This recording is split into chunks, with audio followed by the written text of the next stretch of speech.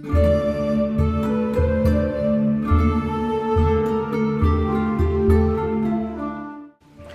friends, welcome back to the channel. So today we are going to do our February TBR, and it's hard to believe we're going into February already, but it is true. And also, since we're going into February, I wanted to wish you all a blessed Imbolc if you are celebrating. So if you don't know, Imbolc is the pagan celebration of midwinter, and it also corresponds with St. Brigid's Day, and you can look it up if you want to get more information, but basically it's the celebration of when we actually start to see light coming back to the earth and life coming back to the earth. I'm in Canada, of course, so it is still the depths of winter in February, but we can start looking forward to spring at this point, and it is absolutely one of my favorite celebrations because it means that we are starting to come out of the dark dead days.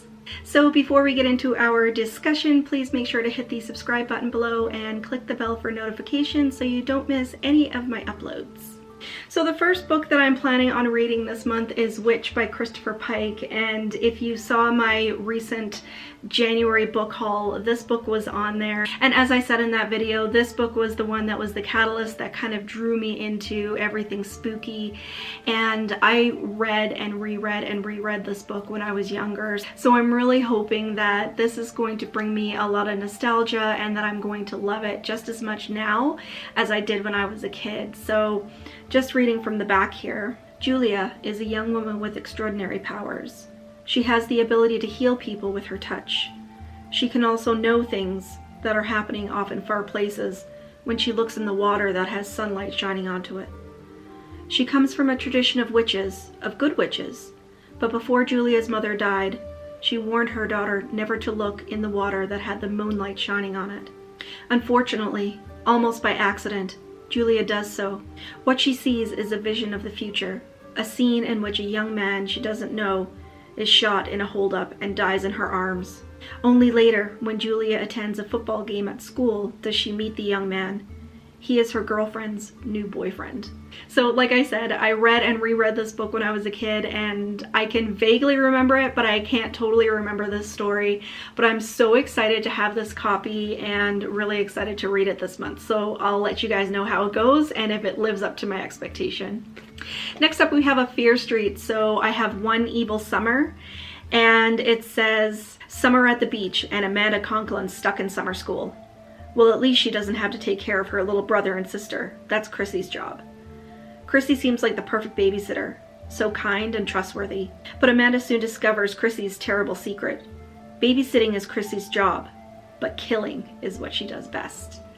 So this is going to be my first Fear Street reread since many moons ago, and really excited for this one as well. So want to get all those nostalgic feels this month. So the next physical book I have is Don't Tell a Soul by Kiersten Miller, and this book is hot off the press. So this was just released this past week. So I haven't heard any reviews on this book. It was on my most anticipated reads of 2021, so I'm definitely excited to get into this one and see if it lives up to my expectation. So here we follow a young girl named Brom, and she goes to live with her uncle in kind of a creepy old house, and her uncle is fighting his own demons. He had lost his wife just previously, and his wife had died supposedly in a fire that was set by their daughter. And so right off the bat, we've got some depression and some family dynamics going on there. And also, this house is in a small community, and the people in the community don't like outsiders like Brom coming in. And soon she learns about a rumor that little girls had died in the house that she is now living in. And I'll just read a little bit from the inside here. And it says, "The terrifying reality is that the dead girls may have never left the manor. And if Brom looks too hard into the town's haunted past, she may never leave it either."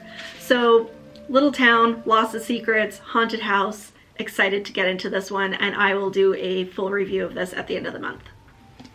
And the last physical book that I have is Slayer by Kiersten Whyte, and this is part of the Buffy universe, which I've mentioned before on the channel. I am like the biggest Buffy fan, so I'm excited to kind of get into a spin-off series that's a little bit removed from the main plot, but still within the same universe. So this follows Nina and Artemis. They are twins, and they are at a boarding school, and this boarding school trains watchers. So basically they make little Gileses, and I just love that aspect. So it's got that dark academia in there, the boarding school, the whole thing. And so Nina doesn't want to have anything to do with Watchers. She doesn't want anything to do with the Watchers Council, and she actually finds out that she is the next chosen one, and she's going to be the last chosen one. So she finds out that she is going to be the next Slayer, and this story follows both her and her Watcher in training as they battle the forces of darkness. So I heard mediocre reviews on this book. I'm really hoping that it's going to be something that's going to be very comforting to me. Like I said, biggest Buffy fan over here, so high hopes for this one. So the way I like to do my reading throughout the month is I like to have a stack of physical books, and I also have some ebooks that I like to read. So I have quite a few ebooks downloaded onto my Kindle, and I find that just reading in different mediums allows me to read more, and I like to take my Kindle in places where I don't want to have a physical book, so like in the bath, and I like to read it in bed because I don't need to wear my glasses.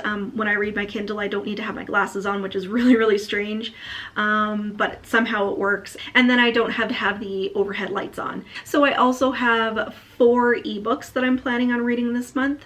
So the first one is the Skystone, and one of my goals this year is to read some genres outside of horror, and this is kind of goes into that goal of trying to read more fantasy, but this is actually more of a historical fiction that leads to a fantasy world. So The Skystone by Jack Whyte is the first in the Dream of Eagle series, and this is a historical fiction that's based around Roman Britain, and it's basically a prequel to King Arthur and how Camelot was set up, and it kind of has the idea that King Arthur and Uther and the Pendragons and everybody kind of descended from Roman Britons. And I actually started this series back when I was in university, and I only got, I think, about the first 3 books in, and I had stopped because my university work had just gotten too heavy and I wasn't reading for fun. So this has very Game of Thrones feels. It has some really epic battle scenes, and I love battle scenes in books because it just, you know, you can imagine it yourself, and it is quite graphic, but the story is really good. And personally, number one, I love Arthurian legends, and I love the story of King Arthur, and this whole idea of him being descended from Roman Britons is right up my alley. I also have a university degree in ancient and medieval history, so it kind of ties in with that, and I've really been missing reading those types of books, so I want to reread this series this year, and hopefully I get through the whole thing. So that is The Skystone by Jack Whyte, and hopefully it lives up to all of my memories from the first time that I read it. So next up on the list is What's Wrong with Valerie by D.A. Fowler, and I just heard about this book over on Cameron Cheney's channel. He had just read it and done a review, so I downloaded it right away, and it sounds so good, so I'll just read you the synopsis quickly. It says, after the death of her hated grandmother, Valerie is for the first time in her life really free. The house belongs to her. She should be happy. But Valerie isn't quite normal. She's taking in roommates to make ends meet, but one by one they keep ending up dead. Her young niece is crying out for a special kind of discipline that only she can provide. And there are voices that she hears, voices that want her to do terrible things. Valerie is only trying to survive. If she stops doing what the voices tell her, something grotesquely evil will devour her soul. So I've mentioned a couple of times in the past few videos, I just finished My Best Friend's Exorcism by Grady Hendrix, and I'm getting the same sort of vibes from this.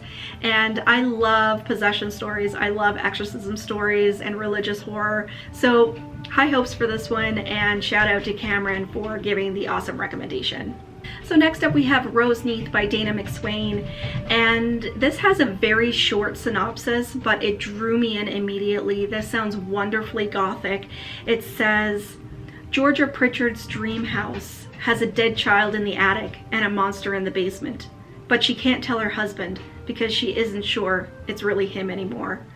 So short and sweet, but it drew me right in and totally downloaded this right away as soon as I read it. And the last book that I plan on reading this month is Midnight in the Pentagram by Kenneth W. Cain.